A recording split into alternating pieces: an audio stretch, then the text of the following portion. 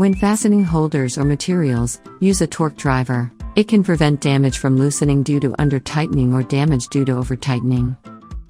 After fastening the driver bit, turn it straight until you hear enough sound as seen in the video when tightening the jig or round bar screw. The torque driver is set to 3.5 kg force.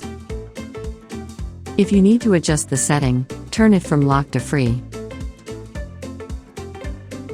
Adjust the major grid lines and then